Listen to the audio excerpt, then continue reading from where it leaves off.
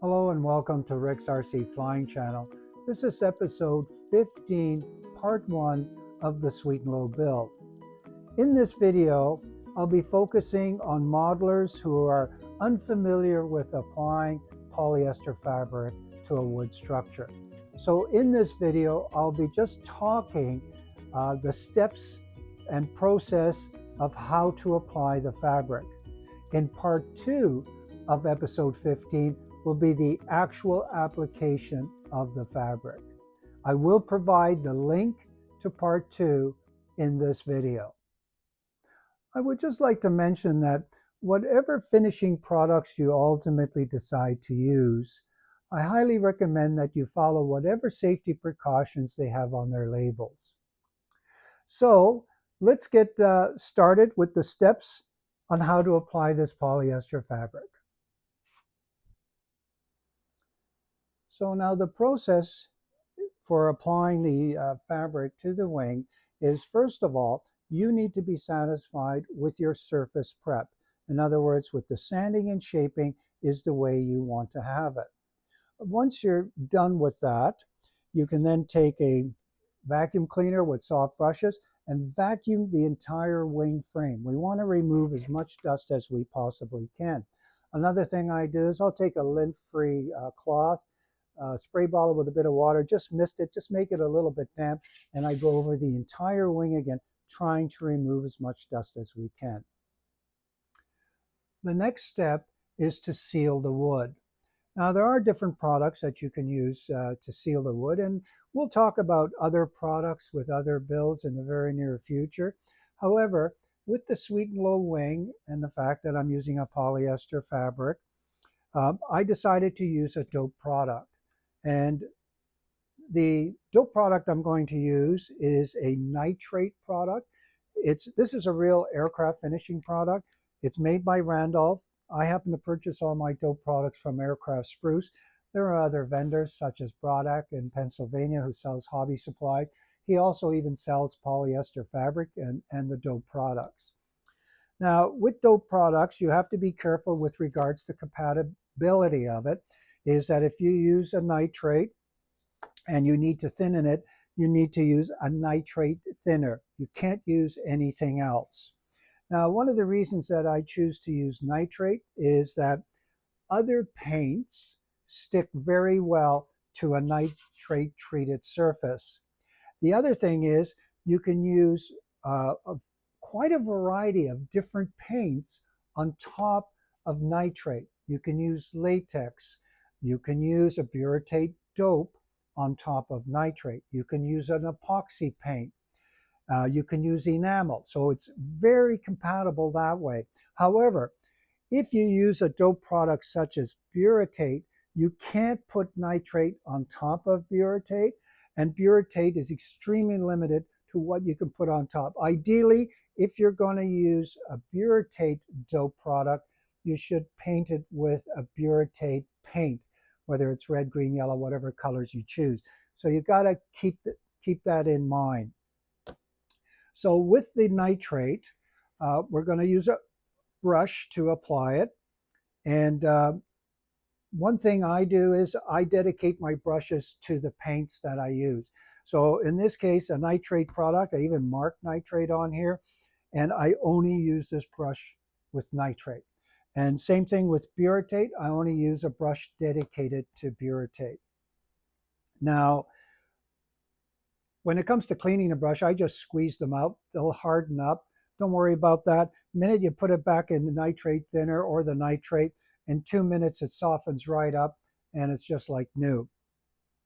Now, for what it's worth, and I mentioned in other videos as well, but if it's a new brush, I'll hold it this way. I'll take some thin CA and I'll go around this perimeter here.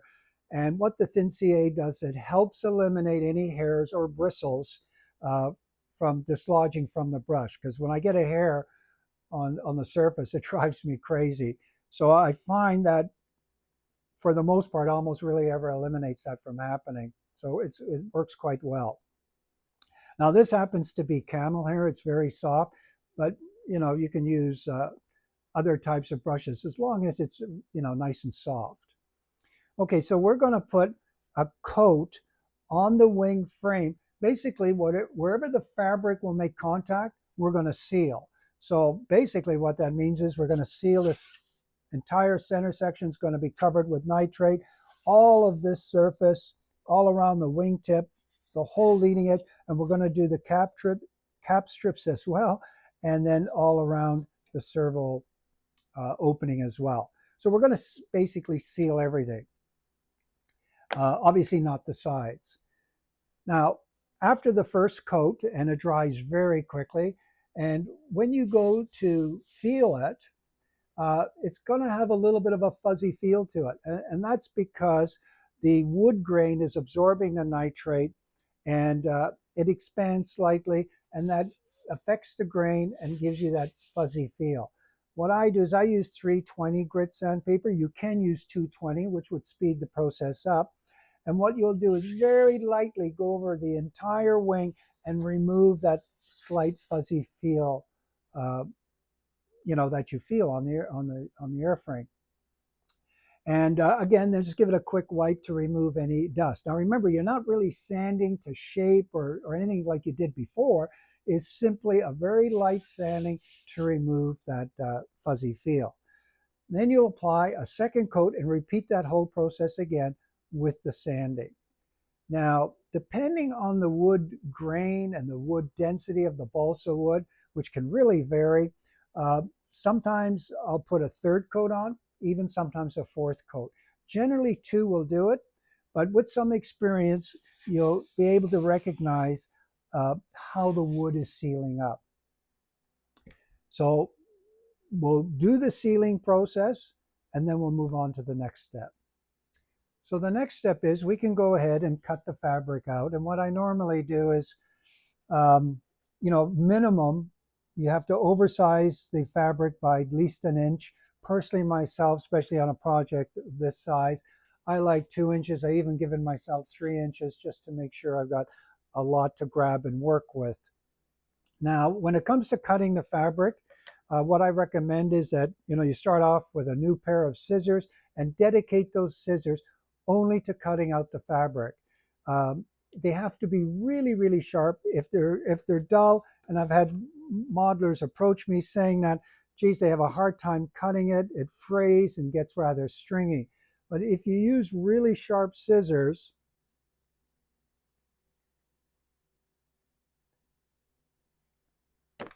you end up with a nice edge. So it's helpful. Like I said, have a pair of scissors just for cutting fabric. I have scissors for all kinds of different material cutting. Now, we're going to have to attach the fabric to the airframe. And the way we actually have 2 choices.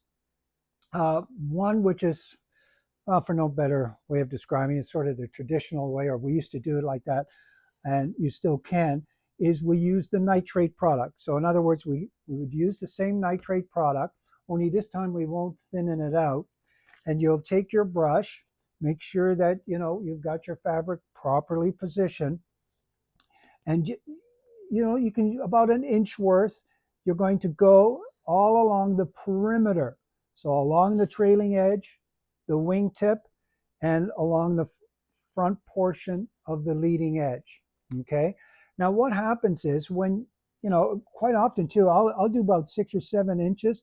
And then I'll even take my finger and I kind of massage it through the fabric, because basically what you're doing is you're taking that new top surface layer of nitrate, it's penetrating through the fabric. When it makes contact with the nitrate that you use to seal the wood, it basically dissolves it again. And then when it dries, the fabric is attached to the wing. So that is one way of doing it, and it works quite well. And you would do it all the way around the airplane. And when you do it, after you do one side and you come to do this side, and boy, it dries very fast. Do pull it slightly and try to get out as many of the wrinkles as you can as you work around the edge of the wing. And you'll see that done in the next video when we actually start all these processes. Now, there is another product that you can use if you don't use the nitrate method, and it's called Stix-it, made by Sig. and it's a covering adhesive, and it's activated with heat. So the difference is, and I'll just take this off.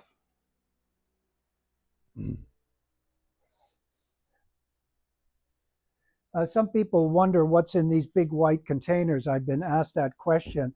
And basically inside here are the wings to a Fokker D7. I transport them like that in my trailer um, just to make sure nothing ever happens to them. So that's what's in those big white containers. They're just made out of foam. Okay, now the Stix-it product I use straight out of the can. Now, you know, if the can has been open and it's been sitting for a long time, it may thicken up a bit.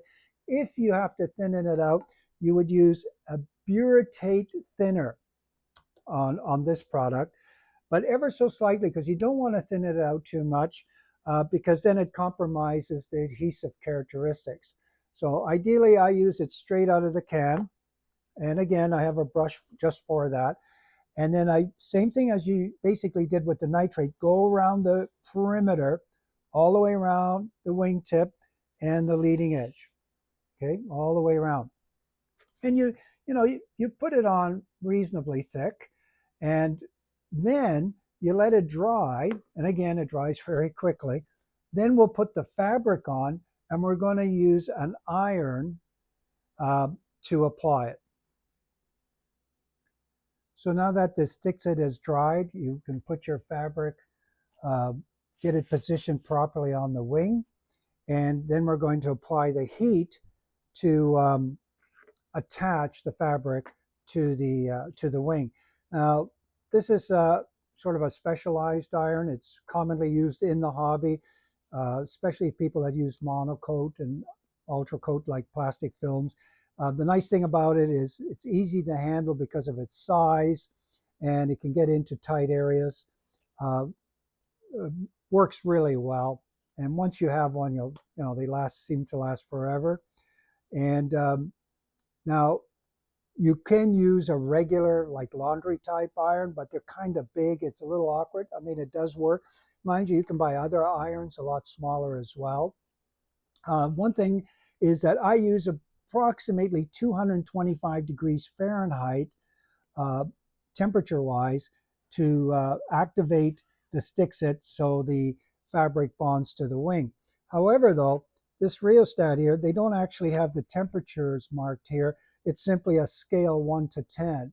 So you kind of have to figure out from a bit of trial and error what setting you need to effectively heat activate the Stix-it.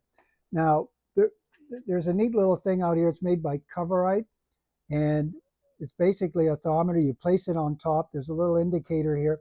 As this heats up, this will rotate to whatever temperature, and you'll have to adjust the rheostat underneath, and then find that setting that gives you about 225 degrees.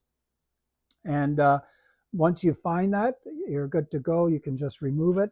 I mean, another method is use an infrared thermometer. You just simply fire it on there and it reads out the temperature. That's another way. Or if you don't have any of that stuff, it's a little bit of a trial and error. Best thing to do is just have a piece of scrap wood with the fabric and practice on it to find what setting works for you. So we're going to go around the whole perimeter of the wing with the iron. And as we start, of course, at one end, and as we're working along this end and we come to the front, just before you apply the heat here, we're going to pull the fabric because this is going to be attached, trying to eliminate as many wrinkles as possible.